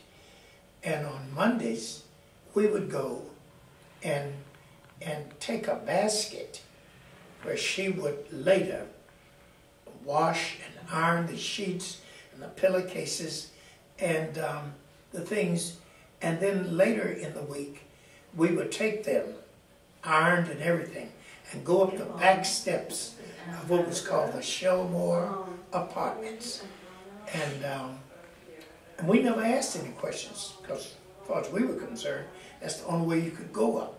So we didn't know that had we gone to the front door of that large, upscale, as we would say, apartment place, they probably would have called the delinquent officers out to deal with us.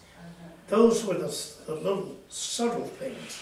Some things were understood that you did. Some things were blatant.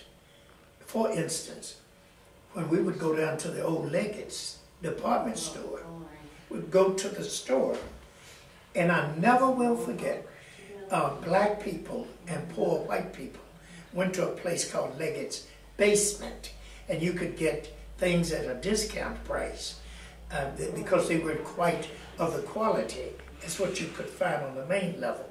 But in order to go down the steps, you had to go past 2 water fountains that sat right by each other, 2 stainless steel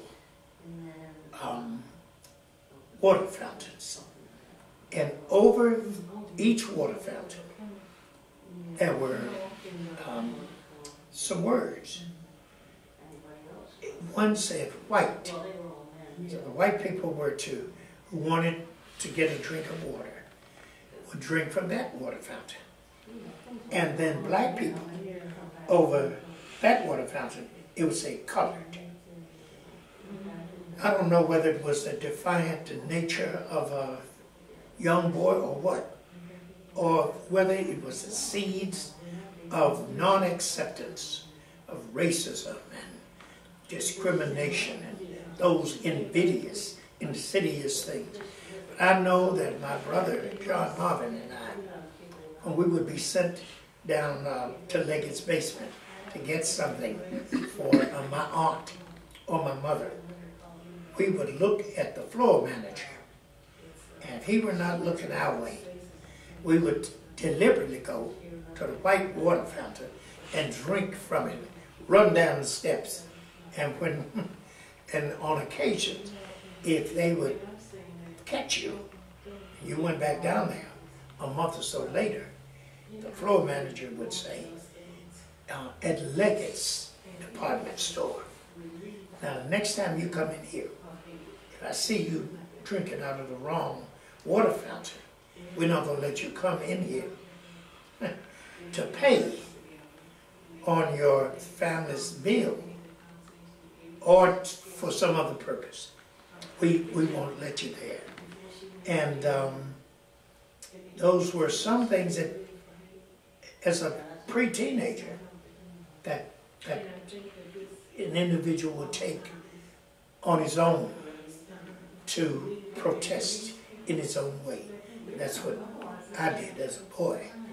I wasn't always defiant. I knew when I got on the bus later that unless we were going to an all-black occasion, like a football game, and nobody would be going basically but African Americans, then you could maybe sit. But even then, we didn't, as youngsters, we would walk to the stadium, and what you could do is sit where you wanted to, because the black teams played at one time, the white teams played at another time. But that was the life we lived. So that when I went to school, from nursery school, and then to kindergarten, and then from the first grade all the way through the 12th grade, I never went to school with a white student, ever. None ever went to my school at that time. Later, when I was a teacher, I was one of the first African American teachers of an academic subject to have a student teacher placed by Longwood College. And that student teacher in English, which was the subject I taught, was a white young lady from Shaker Heights, Ohio. Later, my wife and I went to live in Shaker Heights, an affluent suburb of Cleveland, outside Cleveland. Still a marvelous place. And I never dreamed in the 1960s, when Sue Ross was a student teacher under my supervision, sent from Longwood College to be trained at Dunbar High School. That was an experiment that proved to be successful. So the poet said, "Time, you old gypsy man, will you not stay? Put up your caravan just for one day. And I think about that, and I thought about that when I was a teacher. At time, the old gypsy man. Will you not stay? Put up your caravan just for one day. And the time could stand still. That's something that I'm going to speak on at the All Dunbar reunion. When you think of those days, when you weren't even allowed to go to school with others, even if they wanted to, so that years later, my daughter Robin became one of the first African-American elementary school children to go to the predominantly white Marsh T. Jones School. And when she came home and told me what her little new best friend had said her father called her, she didn't know it was a bad name. I was livid. I never will forget, I told the Reverend Dr. Virgil Wood, the pastor of down here, I'm going up there to the PTA. I'm going to get this man straight. Never will forget, Reverend Wood said, well, no, you won't get him straight. I said, why? He said he's too ignorant and backward. The last place he would think about going to is a PTA meeting. So if you go to the parent-teachers meeting, you will not be meeting him there. And of course, by that time, I had become a disciple of sort of the teachings and the precepts of Martin Luther King Jr.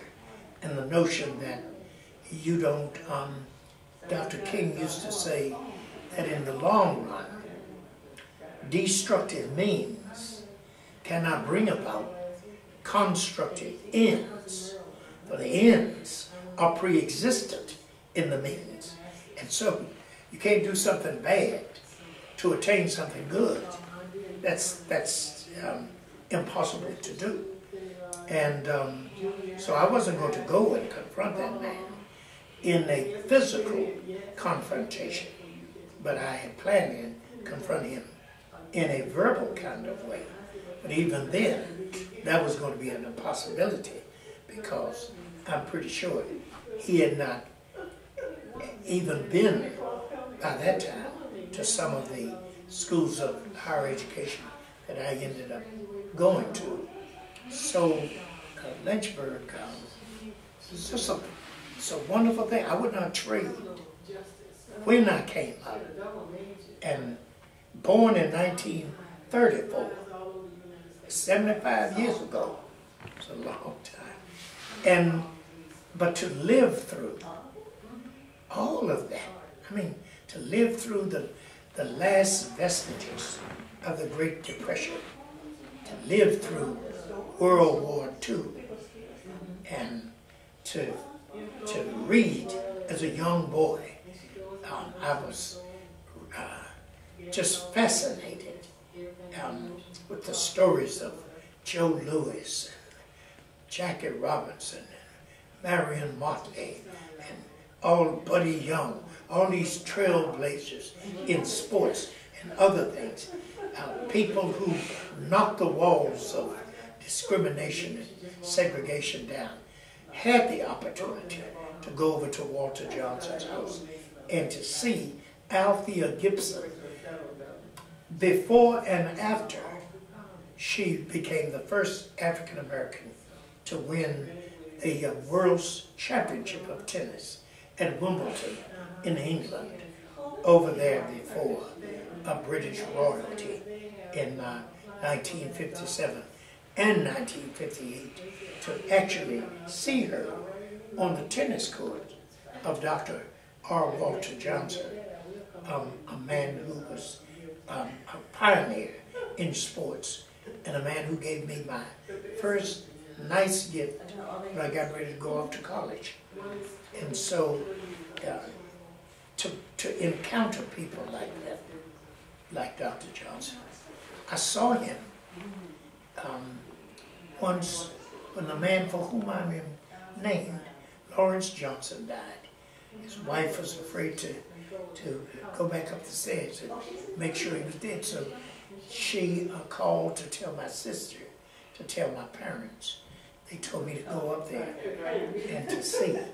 I went up there, and Dr. Johnson, I was a young boy, and Lawrence Johnson, my father and mother's best friend, and he was lying there in the bed, dead, one August morning or afternoon when I was a boy. And,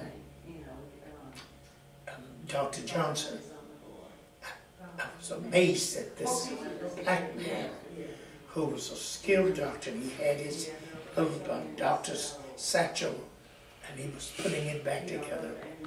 Took his fingers and put them over Lawrence Johnson's eyes to indicate that he was dead. So I saw this man. He could not heal. Only God can heal. But his skills could try to make the living better. And when nothing else could be done, find a dignified way to indicate that someone had gone on from what we call labor to reward.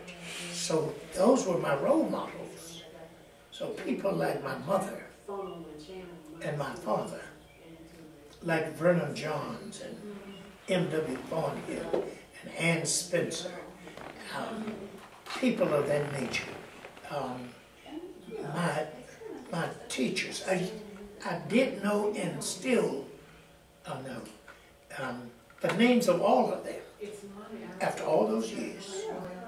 My first teachers, Miss Elise Thornhill, Miss Henrietta Patterson Jones, Miss Willie Miller, Mrs. Thornhill, Mrs. Bell, Mrs. Stewart, Mrs. Holmes, just straight on down.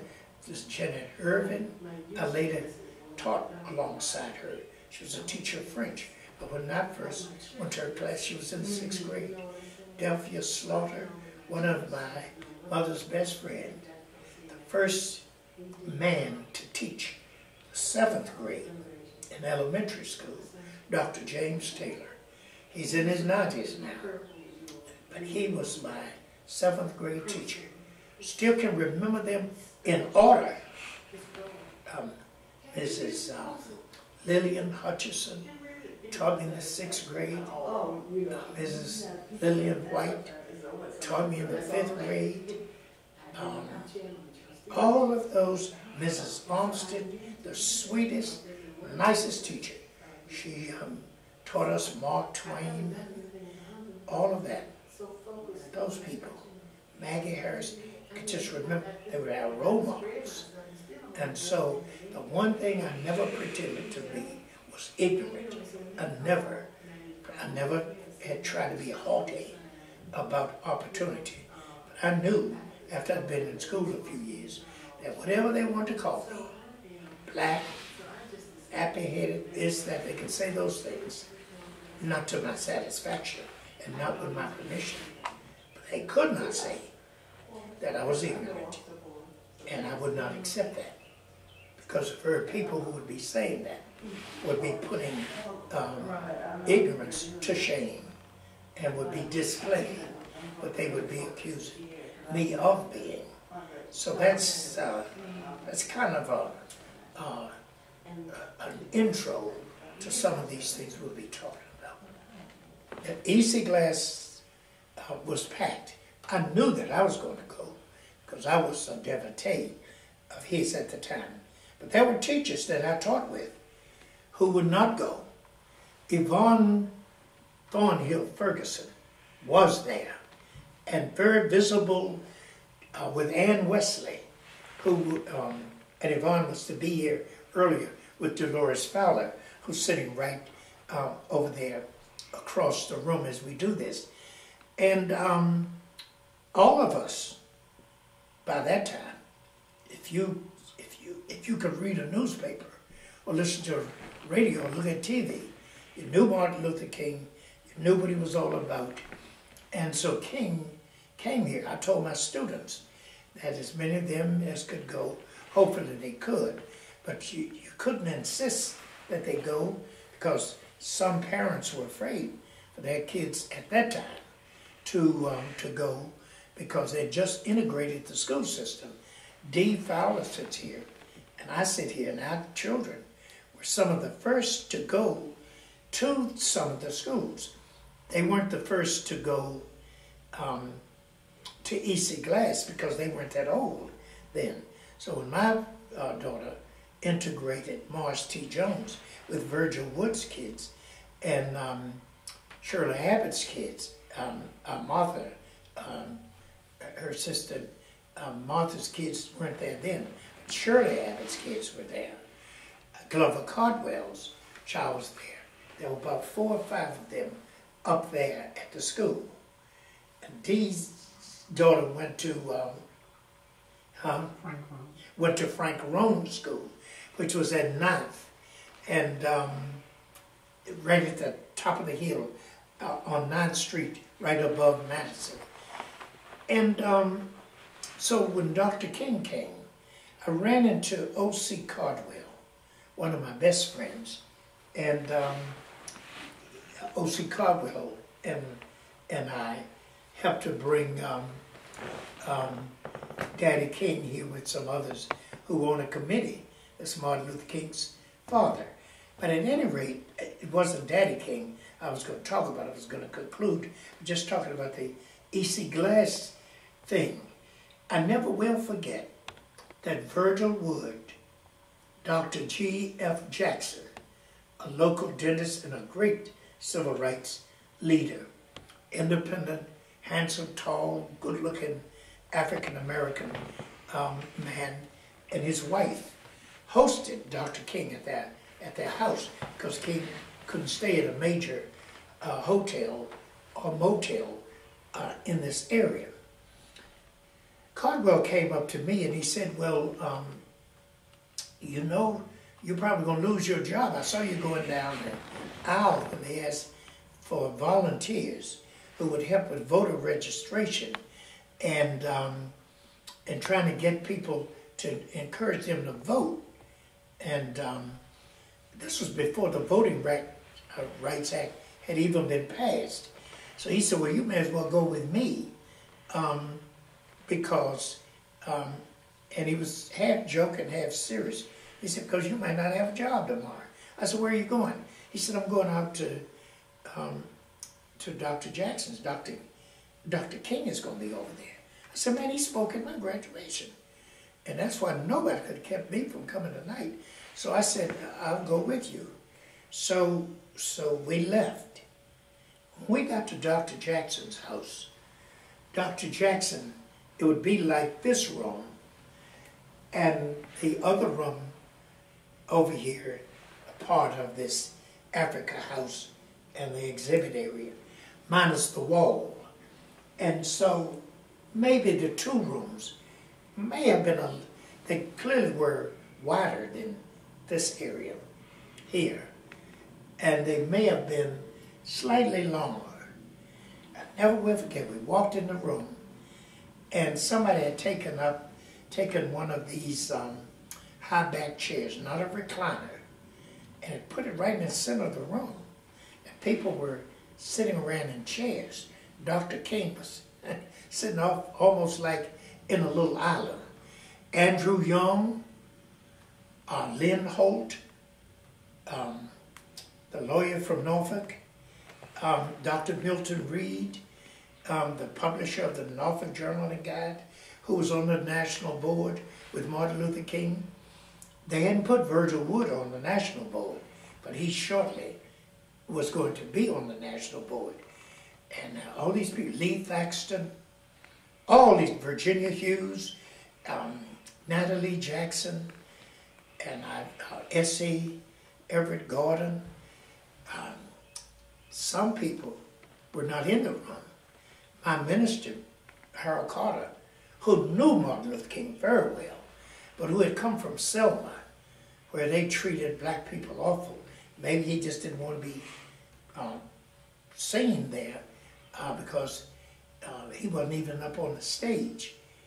But the minister of 8th Street Baptist Church, W.W. Roberts, who was a former student here. He's dead now. He was younger than I.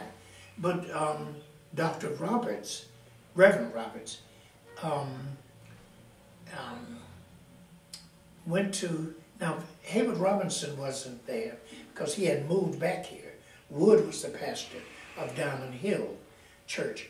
But Hiawatha Johnson Sr. was there because he sang a solo that night. The Lord will make a way somehow. All these people were there in this room. And I never will forget 2 or 3 things quickly. One is that I walked up to Dr. King. I said, Dr. King, you spoke at my graduation. He said, where was that? I said, at Maryland State College. And preached, oh yes, Tyson Nelson. And Nelson was my sociology teacher. He was the one who told my sister. She had answered a question in sociology class. He said, well, every now and then somebody will show a flash of brilliance because she was not a great student of sociology, but she answered a question right in class. And so Dr. Nelson had made that statement. So Dr. King said, Tyson Nelson. I said, he was my sociology professor. He said, that's my boy. That's what he said. He didn't mention my president, but he mentioned Tyson Nelson. So I just went back over to, King was sitting like here. I went back over there about where Dee is sitting now. And so then people just kind of like staring at him, but they didn't want to go and bug him because he had had a long day. So he said, Ralph, talking about Ralph Abernathy, who succeeded him. He said, let's sing some freedom songs. And then the people who were kind of sitting around the walls and things, some standing, they stood up, and Mr. Thaxton and Hiawatha Johnson started leading these freedom songs. This woman, Dorothy Cotton, she's very close to King in the movement. She was a young woman, and she later came and spoke at Lynchburg College here. And I remember she didn't lead the songs. A lot of people go and tell women, well, you do so-and-so. So Lee Thaxton and that group, Theodore Burton was there, Willie Clark was there, and where he lives in Pleasant Valley, which is now part of Lynchburg, but it was part of Campbell County. And Alan Thornhill was there, Yvonne Thornhill Ferguson was there, I recall. But anyway, T.D. Thornhill surely was there, the one who later became the mayor. And everybody was standing around. I never will forget, I was standing by Mr. Thaxton. And Thaxton said to me, that man, he's talking about Martin Luther King, he said he would almost make me go to jail. I guess he was saying, I'm going to do everything, but I have to work, so I can't go to jail. He said it would make me do almost anything. I'd almost go to jail. And the people were standing around the walls singing. I recall that Mrs. Jackson, Natalie Jackson, never did anything to brag. Virgil Wood's wife was there. Neither one of those women did anything to brag about, well, we're the wives of the people who are responsible for Dr. King coming. They never said anything to him like that, and they never said anything to us like that. And I thought that that was wonderful. The attitude of generosity and togetherness, and where somebody would say, now I want everybody to know, he stayed here. Natalie Jackson, to my knowledge, she could have done it before I got there. I never saw her isolate King with just herself and her daughter or her husband, and just take up pictures if you in our house, and so therefore, and we're your hosts, so therefore we need to sing. She never did that. Never did. She was a beautiful woman, very attractive woman. And Dr. Jackson was as handsome as she was attractive. Had pretty dimples in her face, everything. She did greet the people for coming there. Was, Lord have mercy.